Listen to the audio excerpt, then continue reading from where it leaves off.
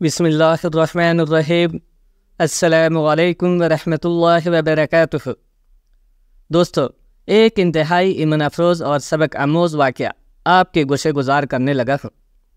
قاضی ابو بکر انصاری رحمۃ اللہ علیہ عمرہ کی ادائیگی اور قیام کی غرض سے مکہ پہنچے۔ آپ کے کچھ شاگرد بھی آپ کے ساتھ تھے۔ مکہ معظمہ پہنچ کر آپ نے بازار کا رخ کیا اور ایک زرگر کی دکان میں داخل ہوئے۔ زرگر کو ایک قیمتی موتیوں کا ہار دکھایا اور اس کی قیمت پوچھی۔ ہار دیکھ کر زرگر کی آنکھیں کلی کی کلی رہ گئی۔ مرے حیرت کے کہنے لگا، یہ تو نایاب موتیوں سے بنا انتہائی قیمتی ہار ہے جو صرف بادشاہوں اور راجوں کے پاس ہوتا ہے۔ رہی اس کی قیمت کی بات، تو اس کی قیمت 1 کروڑ دیناروں کے برابر ہے، جس کی ادائیگی پورے بازار میں صرف ایک ہی زرگر کر سکتا ہے، جس کے پاس امراء و رئیس آتے ہیں اور قیمتی ہیرے جواہرات کی خرید و فروخت کرتے ہیں۔ ابو بکر انصاری اس بوڑھے زرگر کے پاس گئے اور وہ ہار دکھایا تو زرگر پہچان گیا کہ یہ تو وہی ہار ہے جو میں نے ایک شیخ کو 20 سال پہلے فروخت کیا تھا۔ اب اس کی قیمت کئی گنا بڑھ گئی ہے۔ آپ نے کہا، میں اسے فروخت کرنا چاہتا ہوں۔ لہٰذا زرگر نے وہ ہار رکھ لیا اور آدھی قیمت ادا کر دی اور بقیہ رقم 3 دن بعد ادا کرنے کا وعدہ کیا۔ آپ نے زرگر سے رقم لی اور اس رقم سے مکہ میں ایک عالیشان گھر خریدا۔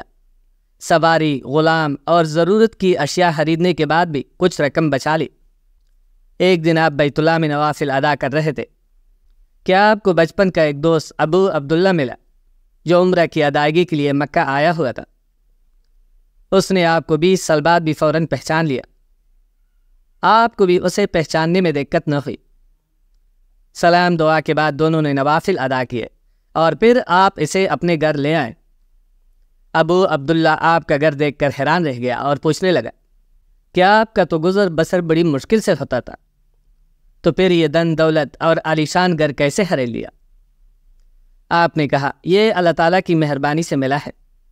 پھر آپ نے اپنی اب بیتی سنانا شروع کی اور فرمایا، اے ابو عبداللہ، تمہیں یاد ہوگا کہ آج سے 20 سال پہلے جب میں ماہ رمضان میں مکہ معظمہ عمرہ کی ادائیگی کے لیے آیا تھا، میری طرح اور بھی مسلمان ارد گرد کے ملکوں سے مکہ مکرمہ میں جمع ہونا شروع ہو گئے۔ دنیا کے ہر گوشے میں رہنے والے امیر و غریب، شاہ و گدھا، کالے اور گورے، عربی و عجمی، صاحب استطاعت مسلمان بیت اللہ کی دیدار سے مشرف ہونے کے لیے عمرہ کرنے چلے آ رہے تھے، کیونکہ رمضان المبارک میں عمرے کا اتنا ثواب ہوتا ہے کہ گویا حضور مقبول صلی اللہ علیہ وآلہ وسلم کے ساتھ مل کر حج کیا ہو۔ میں نے ابتدائی دنوں میں اپنی آرزو کے مطابق جی بھر کر بیت اللہ کا طواف کیا اور صفا و مروہ کے درمیان سعی کی اور دنیا جہاں کے سب سے مقدس پانی سے اپنی پیاس بجھائی۔ بیت اللہ کے جن نظاروں کو کانوں سے سنا تھا، انہیں اپنی آنکھوں سے دیکھا۔ عبادت میں اس قدر سرور آیا کہ بیان سے باہر ہے۔ دل کو موہ لینے والی اذانیں اور پرلطف نمازیں، دلکش تلاوتیں اور رولاد دینے والی دعائیں سنی۔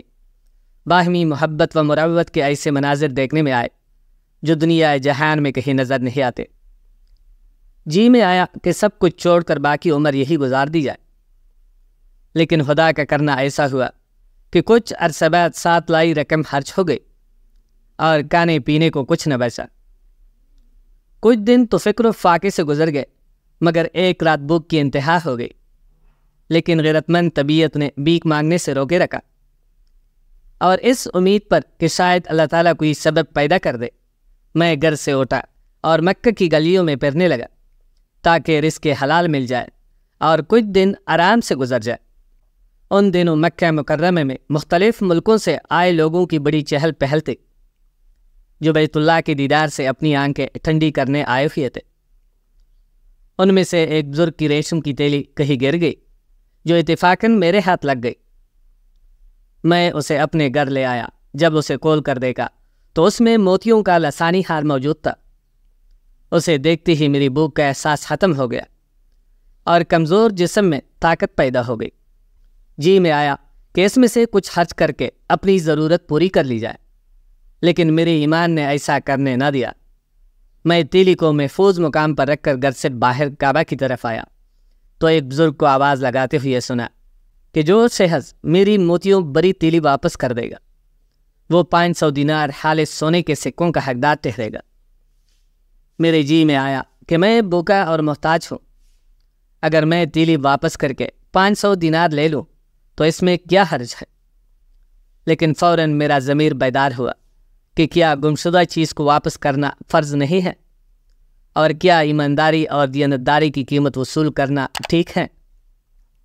دل سے آواز اٹھی کہ یہ امانت منوعاً واپس کر دو اور اپنے خالق و مالک سے رزق کا سوال کرو۔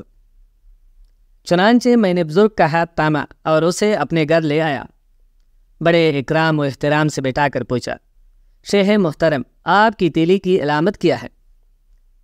تو بزرگ نے بتایا، وہ ریشم سے بنی ہوئی ہے۔ میں نے پوچھا، اس کے موتیوں کا رنگ کیسا ہے اور ان کی تعداد کتنی ہے؟ بزرگ نے کہا، جی وہ مختلف رنگوں کے ہیں اور ان کی تعداد 20 ہے۔ میں نے کہا، لیجئے صاحب، یہ آپ کی تیلی، آپ کی امانت جو کہ تو محفوظ ہے۔ شیخ نے تمتماتے ہوئے چہرے کے ساتھ تیلی وصول کر لی اور موتی گننے لگا۔ جب تعداد پوری نکلی تو فرت مسرت سے جھوم اٹھا اور کہا، جزاک اللہ خیرا۔ پھر اس نے حسب وعدہ 500 دینار میری جولی میں ڈال دیے، لیکن میں نے یہ کہہ کر واپس کر دیا کہ محترم شیخ، گمشدہ چیز کا واپس لوٹانا واجب ہے۔ اس امانت کا واپس کرنا مجھ پر مذہبی اور اخلاقی اعتبار سے ویسے ہی فرض ہے، لہٰذا اس دیانتداری کا آپ سے کبھی بدلہ نہ لوں گا۔ شیخ نے کہا، نہیں میرے عزیز، میں اپنی خوشی سے دے رہا ہوں۔ میں نے کہا، نہیں صاحب، میں اس کا صلہ اپنے رب سے وصول کروں گا۔ اس کے بعد وہ بزرگ پرزور اصرار کرنے لگا، لیکن میں اپنی بات پر قائم رہا۔ وہ بوڑھا بزرگ وہاں سے خوشی خوشی اپنے وطن سدھار گیا۔ یہ شیخ اپنے وطن کا رئیس اور مالدار شخص تھا۔ اس نے یہ ہار اپنی اکلوتی بیٹی کے لیے خریدا تھا۔ کچھ عرصہ بعد عمرہ ادا کر کے میں بھی مکہ مکرمہ سے نکلا اور واپس اپنی منزل مقصود تک پہنچنے کے لیے بحری جہاز میں سوار ہو گیا۔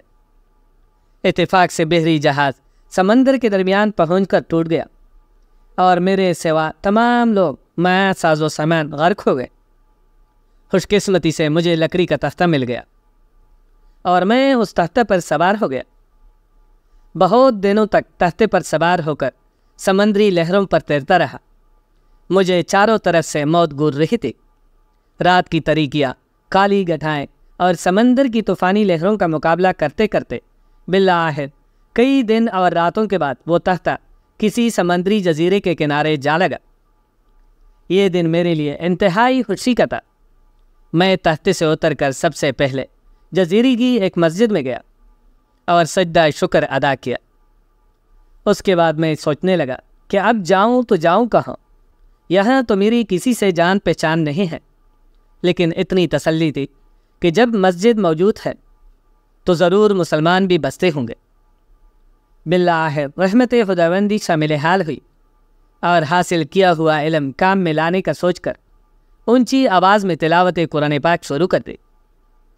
جب جزیرے والوں نے مجھے مسجد میں تلاوت کرتے سنا تو وہ شدت اشتیاق سے مجھے دیکھنے آئے۔ اتنی خوبصورت آواز میں تلاوت انہوں نے پہلے کبھی نہیں سنی تھی۔ جزیرے والوں نے پوچھا، کیا آپ کون ہیں اور کہاں سے آئے ہیں؟ میں نے انہیں اپنے سفر کی روایات سنائی تو جزیرے والوں نے مجھے ہاتھوں ہاتھ لیا، میری خوب مہمان نوازی کی اور مجھے مسجد کے قریب رہنے کے لیے گھر دے دیا۔ جزیرے کے لوگوں نے فرمائش کی کہ میں ان کے بچیوں، مردوں اور عورت کو قرآن مجید کی تعلیم دوں۔ چنانچہ میں نے پوری محنت اور ذمہ داری سے یہ خدمت سر انجام دی اور وہ بھی دل و جان سے میری خدمت کرنے لگے۔ انہوں نے اپنے بچوں کو کتابت سکھانے کا اشتیاق ظاہر کیا، چنانچہ میں نے بڑی محنت سے ان بچوں اور جوانوں کو لکھنا پڑھنا سکھا دیا۔ انہوں نے بڑی عقیدت سے اپنے بچوں کے استاد ہونے کے ناطے مجھ پر مال و دولت نچھاور کرنا شروع کر دیا۔ میں چند مہینوں میں جزیرے کا محترم اور مالدار انسان بن گیا۔ علم کی خوبی یہی ہے کہ وہ اپنے قدردانوں کو زمین سے آسمان تک لے جاتا ہے۔ ابو بکر انصاری رحمۃ اللہ علیہ فرماتے ہیں کہ میرے ساتھ ان لوگوں کی عقیدت اس حد تک بڑھی کہ انہوں نے مجھے مستقل طور پر اپنے پاس ٹھہرانے کے لیے اپنے جزیرے کی مالدار خاتون سے شادی کی پیشکش کر دی، لیکن میں نے یہ پیشکش قبول نہ کی۔ البتہ جب ان کا اصرار بڑھا تو میں آمادہ ہو گیا۔ چنانچہ بڑی دھوم دھام سے شادی کی تقریب منعقد ہوئی۔ جب دلہن گھر آئی تو میں نے اپنی بیوی کے گلے میں وہی ہار دیکھا جو میں نے مکہ مکرمہ میں شیخ کو واپس لوٹایا تھا۔ میں مسلسل اس ہار کو دیکھنے لگا۔ جب لوگوں نے میری یہ حالت دیکھی تو پوچھا، کیا یہ ہار خاتون سے زیادہ خوبصورت ہے جو آپ مسلسل اس پر نگاہ جما کر بیٹھ گئے ہیں؟ تب میں نے اس ہار کی گمشدگی اور بازیابی کی کہانی سنائی۔ سننے والوں نے بے ساختہ اتنی بلند آواز سے نعرہ تکبیر لگایا کہ پورے جزیرے کے لوگ جمع ہو گئے۔ جب میں نے نعرہ لگانے والوں سے اس نعرہ لگانے کا سبب دریافت کیا تو انہوں نے بتایا کہ ہم نے جس خاتون سے آپ کا نکاح کیا ہے یہ اسی بزرگ کی اکلوتی لخت جگر ہے، اور وہ بزرگ ہمیں اس ہار کی گمشدگی اور بازیابی کا قصہ سنا کر فرمایا کرتے تھے کہ دنیا میں اگر کوئی صحیح معنوں میں مسلمان ہے تو وہی نوجوان ہے جس نے اس قدر قیمتی ہار مجھے واپس کر دیا تھا۔ کاش وہ مجھے مل جائے تو میں اپنی بیٹی کا اس سے نکاح کر دوں۔ اس کے بعد وہ دعا کیا کرتے تھے، اے اللہ مجھے اس نوجوان سے ملا دے تاکہ میں اس سے اپنی بیٹی کی شادی کر دوں۔ سبحان اللہ، اس کی آرزو پوری ہو گئی اور وہی لڑکی اب آپ کے نکاح میں ہے۔ اللہ اکبر۔ اللہ کا وعدہ ہے کہ جو کوئی انسان اس کے حوض سے مال حرام سے بچ جائے تو وہ اسے حلال طریقے سے اتنا مال دے گا جو اس کے وہم و گمان میں بھی نہ ہوگا۔ علامہ ابو بکر انصاری فرماتے ہیں، اس کے بعد وہ خاتون کافی عرصہ تک میرے نکاح میں رہی۔ مجھے اللہ تعالیٰ نے اس میں سے 2 بیٹے عطا کیے۔ اس کے بعد وہ اللہ کو پیاری ہو گئی۔ مجھے اس کے مال میں سے 4 حصہ ترکہ میں ملا۔ کچھ عرصہ بعد میرے دونوں بیٹے بھی اللہ کو پیارے ہو گئے اور وہ ہار سارے کا سارا میرے حصے میں آ گیا۔ چنانچہ میں اس ہار کو فروخت کرنے کے لیے یہاں مکہ آیا تو ایک زرگر نے مجھے اس کی قیمت 1 کروڑ دینار بتائی اور میں نے اس ہار کو فروخت کر دیا، اور یہ مال جو تمہیں نظر آ رہا ہے یہ اس ہار کی قیمت سے خریدا گیا ہے۔ علامہ ابو بکر انصاری رحمۃ اللہ علیہ کی روایات سننے کے بعد ان کے دوست ابو عبداللہ نے کہا کہ یقیناً ایمانداری بہترین حکمت عملی ہے۔ دوستو، آپ کو یہ ویڈیو پسند آئی ہوگی، لہٰذا ویڈیو کو لائک کر دے، چینل کو سبسکرائب کر دے اور بیل آئیکن کو دبا دے۔ جزاک اللہ۔